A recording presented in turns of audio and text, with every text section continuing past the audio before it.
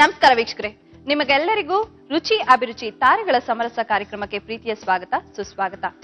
ಸುಂದರ ಸುಮಗಳು ಸರೋವರದಲ್ಲಿದ್ದರೆ ಆ ಸರೋವರದ ನೀರೇ ಸುವಾಸಿತ. ಹಾಗೆ ಸಮರಸದ ದಂಪತಿಗಳು ಸಂಗಮವಾಗಿದ್ರೆ ಆ ಸಂಸಾರವೇ ಮಂದಸ್ಮಿತ. ಗಂಡು ಹೆಣ್ಣು ಪರಸ್ಪರ ಅರಿತು ಬೆರೆತು ಅನ್ಯೋನ್ಯವಾಗಿದ್ದರೆ ಆ ದಂಪತಿಗಳ ಜೀವನವೇ ಅನನ್ಯವಾಗಿರುತ್ತೆ. ಅಂತಹ ದಂಪತಿಗಳು ಇವತ್ತಿನ ನಮ್ಮ ರುಚಿ ಅಭಿರುಚಿ ತಾರೆಗಳ ಸಮರಸ ಕಾರ್ಯಕ್ರಮಕ್ಕೆ ಬಂದಿದ್ದಾರೆ. ಇವ್ರು ಯಾರು ಗೊತ್ತಾ? ಚುಕ್ಕಿ ಚಂದ್ರಮ, ಅನುರಾಗ ಸಂಗಮ, ಅಂತರ್ಗಾಮಿ, ಅಂಡಮಾನ್, ಗಂಡ ಹೆಂಡತಿ ಹೀಗೆ ಹಲವಾರು ಚಿತ್ರಗಳಿಗೆ ಸಹಾಯಕ ನಿರ್ದೇಶನ ಮಾಡಿ ಕನ್ನಡ ಚಿತ್ರರಂಗಕ್ಕೆ ಪಾದಾರ್ಪಣೆ ಮಾಡಿದ್ದಾರೆ. ಇವರದೇ ಸ್ವತಂತ್ರ ನಿರ್ದೇಶನವಾದ ಒಲವೇ ವಿಸ್ಮಯ ಇತ್ತೀಚೆಗೆ ತೆರೆ ಕಂಡು ನಿಮ್ಮ ಮನಸ್ಸನ್ನ ಗೆದ್ದಿದೆ. ಅದಲ್ಲದೆ ಇವರು ಹಲವಾರು ಜನಪ್ರಿಯ ಧಾರಾವಾಹಿಗಳನ್ನು ಕೂಡ ನಿರ್ದೇಶಿಸಿದ್ದಾರೆ. ಸುಮತಿ, ಸರೋಜಿನಿ, ವೈಶಾಲಿ, ಸೂರ್ಯವಂಶ, ಶುಭಲಗ್ನ ಹೀಗೆ ಹಲವಾರು ಧಾರಾವಾಹಿಗಳನ್ನ ನಿರ್ದೇಶಿಸಿದ್ದಾರೆ. ಇವರು ಯಾರು ಗೊತ್ತಾ? TN ನಾಗೇಶ್ ಹಾಗೆ ತಾರಾ ನಾಗೇಶ್. ಅವರನ್ನ ನಮ್ಮ ಅಡಿಗೆ ಮನೆಗೆ ಬರ್ಮಾಡ್ಕೋಣ. ಬನ್ನಿ ಸರ್. ನಮಸ್ತೆ ಸರ್. ನಮಸ್ತೆ ತಾರಾ ಅವರೇ, ಹೇಗಿದ್ದೀರಾ? ತುಂಬಾ ಚೆನ್ನಾಗಿದ್ದೀರಾ. ಹೇಗೆ ಅನಿಸ್ತಾ ಇದೆ ನಮ್ ಅಡಿಗೆ ಮನೆಗೆ ಬಂದಿದ್ದೀರಾ? ತುಂಬಾ ಸಂತೋಷವಾಗ್ತಾ ಇದೆ. ಆಪರ್ಚುನಿಟಿ. ಹೌದಾ ಸರ್? ನನ್ಗೆ ತುಂಬಾ ಫಾರ್ಮಲ್ ಆಗಿರಕ್ಕೆ ಒಂಥರ ಆಗ್ತಾ ಇದೆ, ಯಾಕಂದ್ರೆ ನಾನು ನಿಮ್ ಡೈರೆಕ್ಷನ್ ಅಲ್ಲಿ ತುಂಬಾ ಸೀರಿಯಲ್ ಮಾಡಿದ್ದೀನಿ. Actually we are like A family friends ತರ. ಸೊ ನನ್ಗೆ ಇಟ್ಸ್ ವೆರಿ ನೈಸ್ ನಿಮ್ಮನ್ನ ನಮ್ ಕಾರ್ಯಕ್ರಮದಲ್ಲಿ ಕರೆಸಿ ಅಡಿಗೆ ಮಾಡಿಸ್ತಾ ಇದೀವಿ. ನೀವು ಈ ಕಾರ್ಯಕ್ರಮದಲ್ಲಿ ಬಂದು ಅಡಿಗೆ ಮಾಡ್ತಾ ಇದ್ದೀರಾ. ಸೊ ಅಡಿಗೆ ಅಭ್ಯಾಸ ಏನಾದ್ರೂ ಇದೆಯಾ?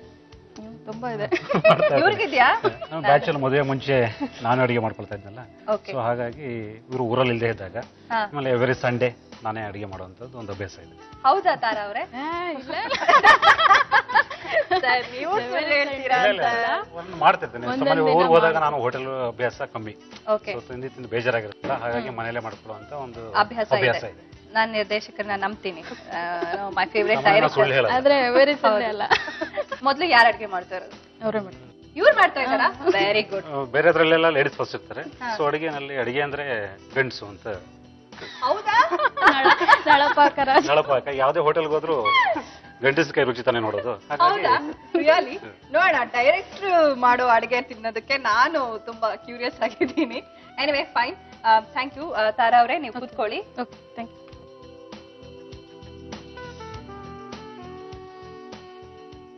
ಅಡ್ಗೆ ಮಾಡಕ್ ಹೇಳದ? ಹೇಳಿ.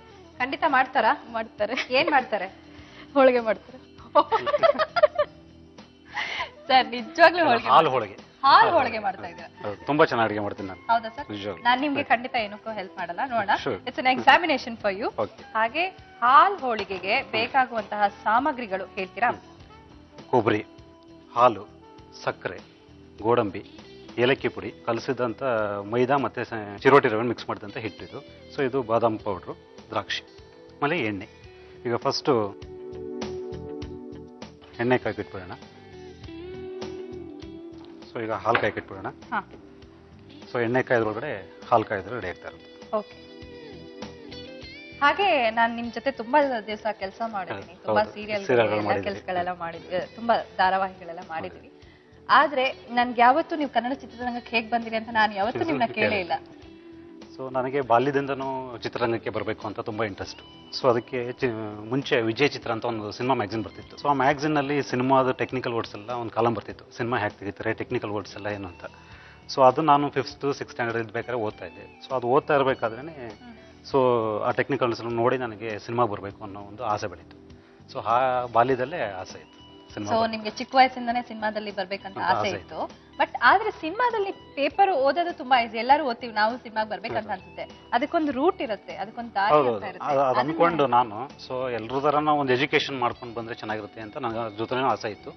ಸೊ ಹಾಗಾಗಿ ನಾನು PUC ಮಾಡ್ತಾ ಇದ್ದೆ. PUC ಮಾಡ್ತಾ ಇರ್ಬೇಕಾದ್ರೆ ಒಂದ್ಸಲ ಮನೆಯವ್ರು ಹೇಳ್ದೆ ಕೇಳದೆ ಸಿನಿಮಾ ಬರಬೇಕು ಅಂತ ಬಂದ್ಬಿಟ್ಟಿದ್ದೆ.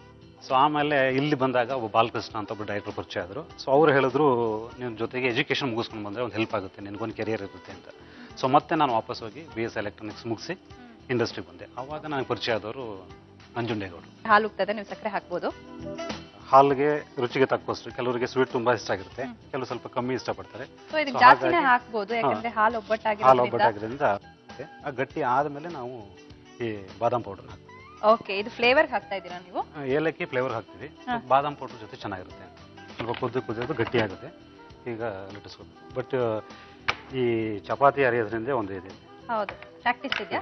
ಅಲ್ಲ, ಅದಂದ್ರೆ ಸಾಮಾನ್ಯವಾಗಿ ಇದು ಲೇಡೀಸ್ಗೆ ಚೆನ್ನಾಗಿ ಅರಿಯಾಗಿ ಬರುತ್ತೆ. ಹೌದು. ನಾವು ಹೊರದ್ರೆ ಅದು ಇಂಡಿಯಾ ಮ್ಯಾಪ್ ತರ ಆಗ್ಬಿಡುತ್ತೆ. ಇಲ್ಲ ಸರ್, ನೀವು ತುಂಬಾ ಎಕ್ಸ್ಪರ್ಟ್, ನನ್ಗೆ ನಂಬಿಕೆ ಇದೆ, ನೀವು ತುಂಬಾ ಚೆನ್ನಾಗಿ ಅಡುಗೆ ಮಾಡ್ತೀರಾ. ನೀವು ಮಾಡ್ಬೇಕಾದ್ರೆ ಅದು ಸರಿ ಇಲ್ಲ ಇದು ಸರಿ ಇಲ್ಲ ಅಂತ ತುಂಬಾ ಈಸಿಯಾಗಿ ಹೇಳ್ಬಿಡ್ತಾರೆ. ಅಲ್ಲ, ಸರಿ ಇದ್ರೆ ಸರಿ ಅಂತ ಹೇಳ್ತೀವಿ, ಹೇಳಬೇಕಲ್ವಾ? ಹೌದು ಸರ್. ಮತ್ತೆ ತಾರಾ ಅವ್ರು ಅಲ್ಲಿಂದ ನೀವು ಹೇಳ್ಕೊಡ್ಬಾರ್ದು, ಸಾಕು ಅಂತ ಡೈರೆಕ್ಟರ್ ಮಾಡ್ತಿದ್ದಾರೆ, ನೋಡ್ಬೇಕಷ್ಟೇ. ಇಲ್ಲ, ನಾನು ಹೇಳಿಸ್ಕೊಳ್ಳಲ್ಲ, ನಾನೇ ಮಾಡ್ತೀನಿ. ಹೌದಾ? ಹಾಕೋಣ. ಹಾಕಿ ಸರ್. ನೀವು ಮಾಡ್ತಾ ಇರೋದು ನಂಗೆ ತುಂಬಾ ಹೊಸದಾಗಿ ಅನಿಸ್ತಾ ಇದೆ. ಇಲ್ಲ, ಈ ಸಾಮಾನ್ಯವಾಗಿ ಹೋಳಿಗೆ ತಿಂದವ್ರಿಗೆ ಬೇಳೆ ಹೋಳಿಗೆ ಅಥವಾ ಕಾಯಿ ಹೋಳಿಗೆ ತಿಂದಿರ್ತಾರೆ. ಸೊ ಕೆಲವರಿಗೆ ಈ ಹಾಲು ಹೋಳಿಗೆ ಗೊತ್ತಿರಲ್ಲ. ಸೊ ಅದು ಒಂದೇ ತರ ತಿಂದು ಬೇಜಾರೋದಕ್ಕೆ ಇದೊಂದು ಟೇಸ್ಟ್ ಮಾಡ್ಬೋದು. ಆದ್ರೆ ನಮ್ಮ ತಾಯಿ ಹೋಳಿಗೆನ ತುಳಸಿ ಹಬ್ಬದಲ್ಲಿ ಮಾಡ್ತಾರೆ. It's A very special recipe ನಮ್ಮ ಮನೆಯಲ್ಲಿ. ಇದು ನಮಗೆ ಅಭ್ಯಾಸ ಆಗಿದ್ದು, ಇದರಿಂದ ಒಂದು ಕಥೆನೇ ಇದೆ. ಓ. ಅಂದ್ರೆ ನಮ್ಮ ಮಿಸ್ಸಸ್ ಮನೆಗೆ ಹೋದ್ರಾಗ ಇದು ಒಂಥರ ಟಾರ್ಚರ್ ಆಗ್ತಿತ್ತು ನಮ್ಗೆ. ಯಾವತ್ತೇ ಹೋದ್ರು ಇದು ರಿಸರ್ವ್ ಇರ್ತಾ ಇತ್ತು. ಹಾಕೋಣ ಇನ್ನೊಂದು ಇವಾಗ. ಸರ್, ನಿಮ್ಮ ಅತ್ತೆ ನೋಡ್ತಾ ಇರ್ತಾರೆ, ಅಂದ್ರೆ ಅವ್ರ ಮನೆಗೆ ಹೋದ್ರೆ ಟಾರ್ಚರ್ ಮಾಡ್ತಾ ಇದ್ರು ಇದನ್ನ ಮಾಡಿ ಅಂತ. ನಾನ್ ವೆಜ್ ತಿನ್ನಲ್ಲ, ನಾನ್ ವೆಜ್ ತಿನ್ನಲ್ಲ ಇವರು. ಓಕೆ. ನಮ್ಮ ಮನೆಯಲ್ಲಿ ನಾನ್ ವೆಜ್ ಫೇಮಸ್, ಅದಕ್ಕೆ ಇದನ್ನ ಮಾಡ್ಕೊಟ್ಬಿಡ್ತಾ ಇದ್ರು. ಬಟ್ ಬೇರೆ ಬೇರೆ ಸ್ವೀಟ್ ಮಾಡ್ಬೋದಿತ್ತು, ಬಟ್ ಯಾವಾಗ ಒಂದೇ ರಿಸರ್ವ್ ಇರ್ತಿತ್ತಲ್ಲ, ಹಾಗಾಗಿ ಸ್ಪೆಷಲ್ ಅಂತ ಮಾಡ್ತೀವಿ. ತಿಂದು ಇದು ಸ್ವಲ್ಪ ಕ್ಯೂರಿಯಾಸಿಟಿ ಬಂತು, ಇದು ಹೇಗೆ ಮಾಡ್ತಾರೆ ಏನು ಅಂತ. ಅವರು ಹೇಳ್ಕೊಟ್ಟಿದ್ದು ಈಗ ಮಾಡ್ತೇವೆ. ಸೊ ಈಗ ಅವರು ಮಾಡಿ ಟಾರ್ಚರ್ ಮಾಡಿದ್ದನ್ನ ಇಲ್ಲಿ ಪ್ರಯೋಗ ಮಾಡ್ತಾ ಇದ್ರು ಅವ್ರಿಗೆ. ಈಗ ಹಾಲು ಕಾಯ್ದಿದೆ, ಇದನ್ನ ಬಾದಾಮ್ ಪೌಡರ್. ಸರಿ, ಇದು ಆಗಿದೆ ಸ್ವಲ್ಪ ಕಲರ್ ಬಂದ್ಬಿಡುತ್ತೆ. ಕಲರ್ ಬಂದಾಗ ಆಗಿದೆ ಅಂತ ಗೊತ್ತಾಗ್ಬಿಡುತ್ತೆ. ನೋಡಿ, ಅವ್ರು ಬಾದಾಮ್ ಪೌಡರ್ ಹಾಕಿದ್ರು, ಆಮೇಲೆ ಕೈ ಆಡ್ಲಿಲ್ಲ. ಇಲ್ಲ, ಸ್ವಲ್ಪ ಹೊತ್ತು ಬಿಟ್ಟು ಕೈ ಆಡ್ಬೇಕು. ಹೌದಾ ಸರ್? ಹೌದೌದು. ಯಾಕೆ? ಅದು ಸ್ವಲ್ಪ ತಳ ಹತ್ತಿದಾಗ ಅದು ರುಚಿ ಬರುತ್ತೆ ಒಂಚೂರು.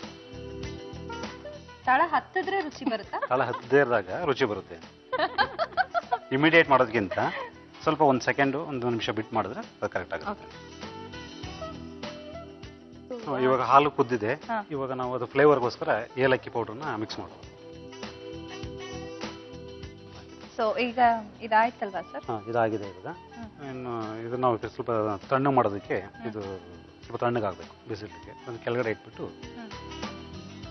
ಪುರಿಯಿಂದ ಅದು ಹೊರಗಡೆ ಅದು ನೆನೆಯಕ್ಕೆ ಹಾಕಬೇಕು ಅಥವಾ ಅದು ಬೇಕು ಹೊರಗಡೆ. ಅದು ತಣ್ಣಗಾಗಬೇಕಾ? ಇಲ್ಲ, ಇದು ತಣ್ಣಗಾಗ್ಬಿಟ್ರೆ ಟೇಸ್ಟ್ ಚೆನ್ನಾಗಿರಲ್ಲ. ಸೊ ಬಿಸಿನಲ್ಲೇ ಹಾಕ್ಬೇಕು. ಓಕೆ. ತಣ್ಣಗಾಗ್ಬಿಟ್ರೆ ನೆನೆಯಲ್ಲ ಅನ್ಸುತ್ತಲ್ಲ ಫಾಸ್ಟ್ ಆಗಿ? ತಣ್ಣಗಾಗ್ಬಿಟ್ರೆ ನೆನೆಯಲ್ಲ, ಆಮೇಲೆ ಟೇಸ್ಟ್ ಹೋಗ್ಬಿಡುತ್ತೆ. ಈಗ ನಾವು ಮಾಡಿದ್ದೆಲ್ಲ ವೇಸ್ಟ್ ಆದಾಗ ಆಗ್ಬಿಡುತ್ತೆ. ಸೊ ಇನ್ನೊಂದು ಪುರಿ ಹಾಕ್ಬಿಡೋಣ. ಎಷ್ಟು ಸಲ ಮಾಡ್ತೀರಾ ಸರ್? 1 ನಿಮಿಷ ನೆನೆಸಿದ್ರೆ ಸಾಕಿದು. 1-1.5 ನಿಮಿಷ ನೋಡ್ಕೊಂಡು ಸಾಕು. ಹಾಲು ಒಬ್ಬಟ್ಟು ಟೇಸ್ಟ್ ಮಾಡೋದಕ್ಕೆ ನಾವಿಬ್ರು ತುಂಬಾ ಕಾತರದಿಂದ ಕಾಯ್ತಾ ಇದೀವಿ ಅಲ್ವಾ ತಾರಾ ಅವ್ರೆ? ಈಗ ನೋಡೋಣ. Serving plate ಹಾಕ್ಬಿಡ್ತೀರಾ?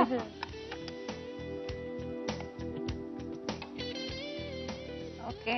ಸೊ ಹಾಲು ಹೋಳಿಗೆ 90% ರೆಡಿ ಆಗಿದೆ.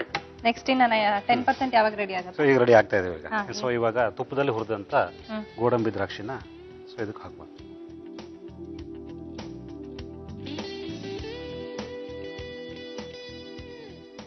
ಸೊ ಇದ್ರ ಜೊತೆಗೆ ಕೊಬ್ಬರಿ ತುರಿ, ತುರಿದಿಟ್ಟದ ಕೊಬ್ಬರಿ ತುರಿನ ಹಾಕಿ. ಓಕೆ.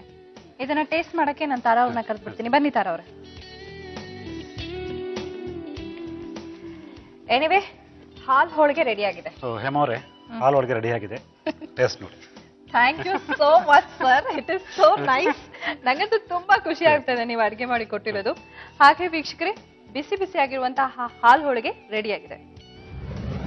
ಹಾಲು ಹೋಳಿಗೆ ಬೇಕಾಗುವ ಸಾಮಗ್ರಿಗಳು: ಕೊಬ್ಬರಿ, ಹಾಲು, ಸಕ್ಕರೆ, ಗೋಡಂಬಿ, ಏಲಕ್ಕಿ ಪುಡಿ, ಮೈದಾ, ಚಿರೋಟಿ ರವೆ ಕಣಕ, ಬಾದಾಮಿ ಪುಡಿ, ದ್ರಾಕ್ಷಿ ಮತ್ತು ಎಣ್ಣೆ. ಮಾಡುವ ವಿಧಾನ: ಬಾಣಲೆಗೆ ಹಾಲು, ಸಕ್ಕರೆ, ಬಾದಾಮಿ ಪುಡಿ, ಏಲಕ್ಕಿ ಪುಡಿ ಹಾಕಿ ಕುದಿಸಿಕೊಂಡು ಒಂದು ಬಟ್ಟಲಿಗೆ ಹಾಕಿ. ಅದಕ್ಕೆ ಎಣ್ಣೆಯಲ್ಲಿ ಕರಿದ ಮೈದಾ ಹಿಟ್ಟು, ಚಿರೋಟಿ ರವೆ ಪೂರಿಯನ್ನು ಹಾಕಿ ನೆನೆಸಿಕೊಂಡು ಗೋಡಂಬಿ, ದ್ರಾಕ್ಷಿ, ಕಾಯಿ ತುರಿಯಿಂದ ಅಲಂಕರಿಸಿದ್ರೆ ಹಾಲು ಹೋಳಿಗೆ ಸವಿಯಲು ಸಿದ್ಧ.